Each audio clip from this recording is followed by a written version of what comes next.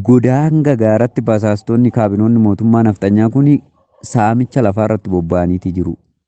Dukkaneeffatanii lafa gabaree saamatii gabaree buqqisaatii jiru lafa galgaleeffatanii dallaasaatti naannessanii achi keessatti manneen. Baay'ee waraanni bilisummaa Oromoo godina lixa Wallaggaa keessatti tolchii babbareedaa injifannoo dansaa galmeessaa jira. Yeroo ammaa kana kunoo lixa Wallaggaa keessaa iddoo qubsiisa yookaan qubannaa yookaan teessoo Abiy Ahmad injifatee kaleessa keessatti babbaroodaa oole akka koromiitti keessatti babbaroodaa oole sa'a 9 Sagaleen armaa olitti dhaggeeffatan lixaa Oromiyaa aanaa Begiif godina addaa naannawaa Finfinnee irraati yoo yaa nageenyi badhaadhaa babaaroo fayyaa kabajamoo daawwattoota Egeree News Network oduusaa kanaa qabannee isiniif dhiyaannee jirra.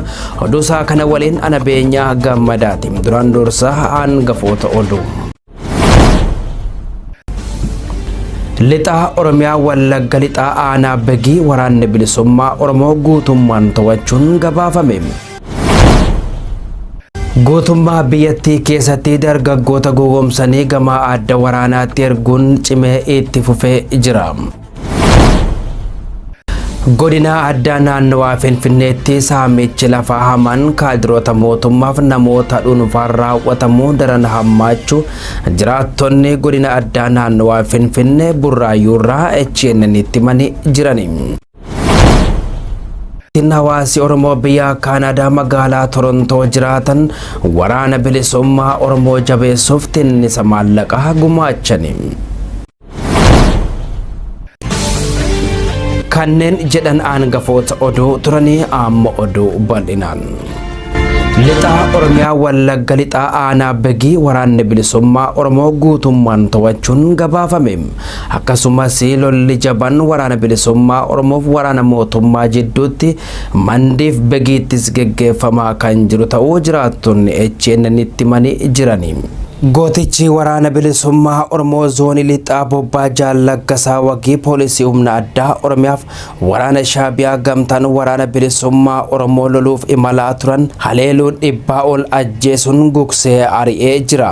Gootichi waraana bilisummaa Oromoo zoonii lixaa kuusaa meeshaa waraanaa Begiitti argamu marsee qabuun rasaasaa 50,000 ol qawwee ammayyaa snaayiparii bireeniif diishqaa hedduu booji'ee mooraa qabsoo Oromoof galii godhee jira. Waraanni bilisummaa Oromoo Bobbaa Jaallaggasaa Wagii koonyaa Begii hoofaa kobbarree hanga Toobii Waabaraatti duula geggeesseen milishoota 150 ol hidhannoo guutuu waliin to'annoo isaa jala oolchuus beeksisee jira. Injifachuu waraana bilisummaa Oromoo sababeeffachuun jiraattonni magaalaa Begii waraana bilisummaa Oromoo daandiitti bahuun gammachuu isaanii ibsatanii jiru.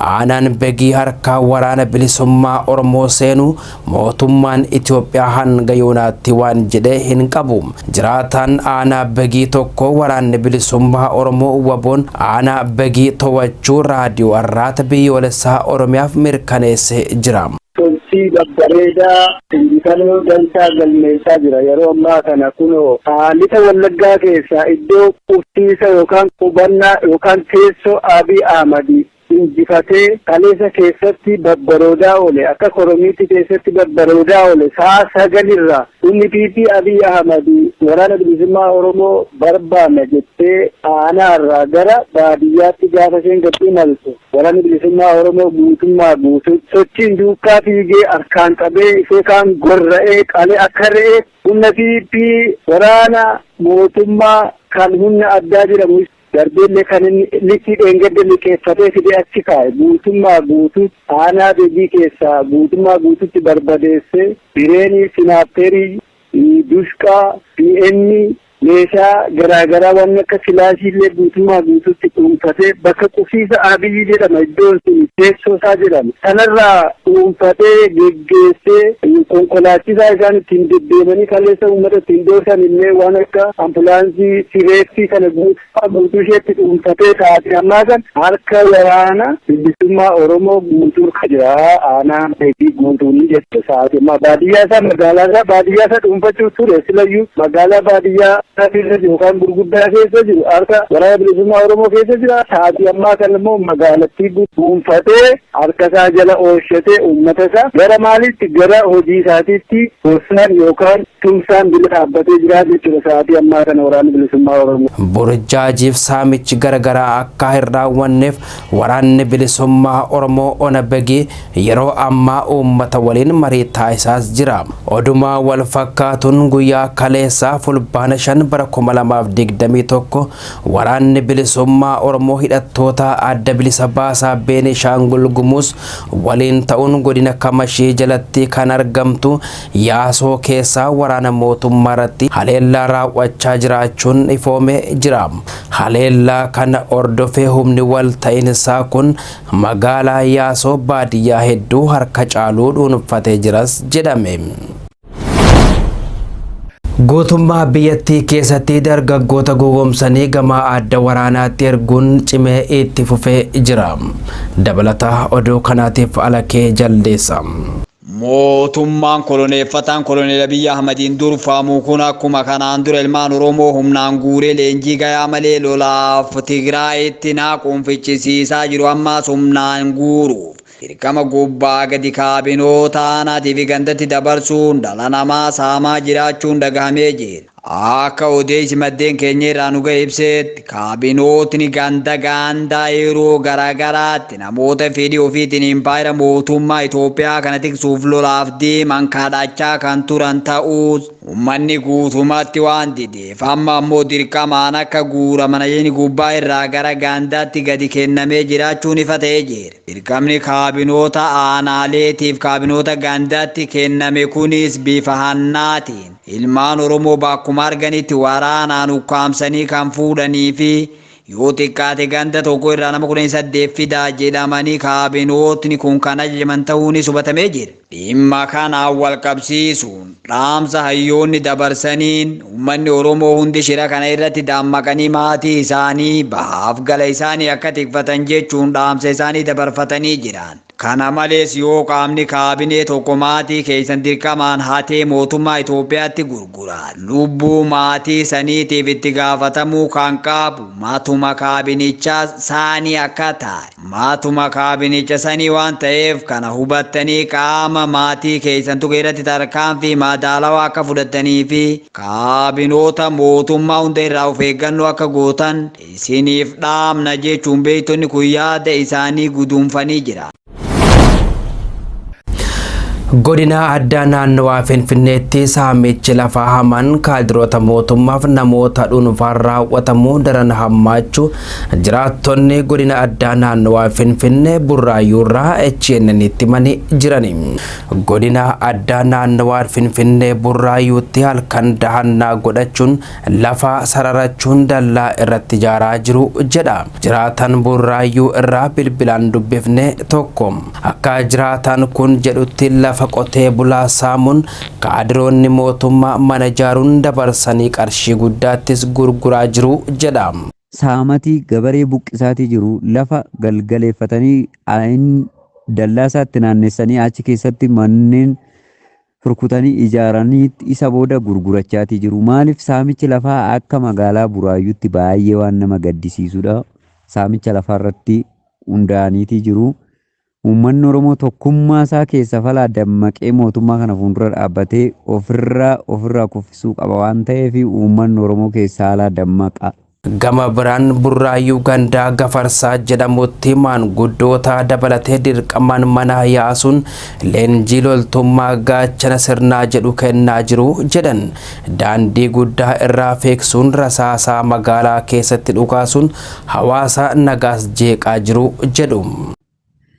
Naannoo magaalaa Finfinnee bulchiinsa magaalaa Burraayyuu Malkaa Gafarsaa fi Gafarsaa Noonnoo jedhamu keessatti kaabinee fi basaastonni mootummaa nafxanyaa ergama mootummaa nafxanyaa fudhatan kun gaachana sirnaa jechuudhaan akkuma viidiyoo irratti mul'atu kana egaa uummata uumaan beekne umuriin isaanii tirree kanaaf isaan hin eeyyamne jaarsa jaartii maanguddoo kabajamanii mana taa'uudhaa malan har'a akka humnaan mana isaaniitti baasanii iddoo isaanii malle dhaabsisanii karaa konkolaataa irra olii gadi fiigsuudhaan Iddoo keessumaa wanti nama gaddisiisu naannoo uummanni gamootti ijaaratanii namoonni abbaa qabeenyaatti jiraatan keessatti meeshaa gurguddaa dhukaasuudhaan uummata burjaajessaa leenjii fudhadhaa jedhanii meeshaa gurguddaa kana dhukaasuudhaan uummata jeeqatii jiru. Maaliif kaabinoonni fi basaastonni mootummaa nafxanyaa kun kanarratti kan hundaa'anii fi uummata Oromoo bukkee dhaabachuuf osoo hin taane duguuggaa sanyii uummata Oromoo irratti raawwachuu waan ta'eef uummanni Oromoo dammaqee tokkummaa fi jabeessee kanarraa of eeguu qaba. Oduu keenya xumuraatiin hawaasi Oromoo biyya Kaanaadaa magaalaa Torontoo jiraatan waraana bilisummaa Oromoo jabeessuuf tinnisa maallaqaa gumaachani. Tinnisi waraana bilisummaa Oromoo jabeessuuf biyya Kaanaadaa magaalaa Torontootti geggeeffamee jira. Gargaarsa kana qindeessuun taaksii foorsi damee Torontoo hawaasa walgahii kanarratti argamanis galateeffatanii jiru. Hirmaattonni tumsa waraana bilisummaa Oromoo irratti argaman yaada isaanii HNN'f kennan akka jedhanitti yeroon kun yeroo murteessaa waan ta'eef waraana bilisummaa Oromoo diinagdeen jabeessuun dirqama lammummaatis jedhani. Waraanni bilisummaa Oromoo waboon lubbuusaa jijjiirraa hin qabne nuuf laataa jiru. Nuti immoo diinagdeen bira dhaabbachuun abdiif gaachana uummata Oromoo waraana bilisummaa Oromoo wabootti uffisuu nyaachisuuf hidhannoo itti guutuu qabnas jedhani.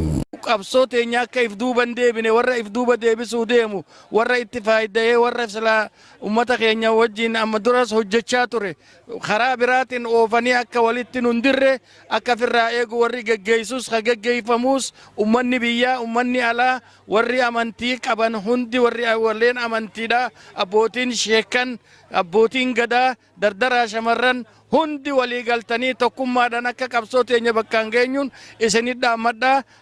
Gaara gammoojjii baddaa keessa labee waltumaa jira. Isa kanaaf unis immoo karaa keenya kan gochuun nurra jiru kan nurraa eegamu tokko waama tokkollee gargaarsa yoo ta'eef kana wal geenyee wal barsiisuu tokkoffaa wal barsiisuu wal quba qabsiisuu maal takka deemaa jiru lammaffaa immoo waan barbaachisus maallaqaanis yoo ta'e karaa barbaachisaa ta'e hundumaa gargaaruudhaaf adda kanatti wal geenya. Dhaamsa dhiyeenya kana waraanni dabarsee kan horii doolaara 1,000 nama tokko namni Oromoo tokko yoo 1,000 kanneen biyya alaa jiru namni 1,000 miliyoona kanna namni 5 miliyoona kanna kanaaf hawaasa guddaa biyya alaati qabna naannawa kana toora 2,300 jira. Kanadaa keessa toora 25 fi kanaatu jira. Ameerikaa akkasii kanarratti hojjechuudhaaf inshallah yaa rabbi jee wal duraa duubaan dirmachuudhaaf qabnaa dirqama keenya dirqama lammummaati. Guutumaa guutuutti waboodhaaf gala guutumaa guutuutti osoo wanti takka irraafne waan nyaataati jira tikeeta gurguruu jira waan okshinaan baafamee wal qabameetu jira hundi guutumaa guutuutti waboodhaaf gala. Waraana keenya bukkee dhaabbachuun yeroon isaa amma kana booddee carraa arganne deebinee argannu carraa bal'aa qabna carraa kanaan immoo gara injifannootti galuudhaaf namni guddaan xinnoon jaarsi jaartii dargaggeessaaf dargaggeettiitu jedhanii amantiidhaanis umuriidhaanis humnaan utuu addan baasanii tokko ta'anii waraana keenya cinaa dhaabbachuu irra jiraata jedha. Woboon gaachana Oromooti gaachana keenya otuu isaan hin jiraanne har'a sareen nu nyaata ture. Gaakunoo jabaatanii haamilee nurratti horatanii dhugaatii ta'ee fi adaraa jabaadhaan jedha warra gargaarsa godhuuni. Waraanni bilisummaa Oromoo kufee kuffisaa jira. Dinagdee barbaada, yaada barbaada. Uummanni keenya bakka 10 faffaca'ee jira. Walitti qabuuf Oromiyaan bal'oodha.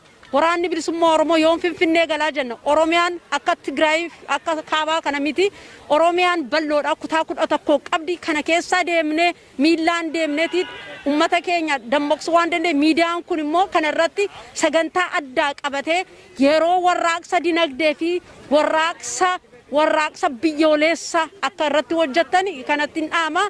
Woboodhaa gargaaruudhaa fi deeggarraa isaaniitii fi akka piknikiitti paarkii kana dhufnee wal geenye dhugaa haasa'uudhaa fi yaadi keenyas qalbiin keenyas si'a hundumaa ijoollee keenya gargaarree ijoollee keenya akka isaanii diina keenya nurraa injifatanii fi garaan keenya si'a hundumaa isaanii wajjin jira har'as kanumaaf akka kana dhufne.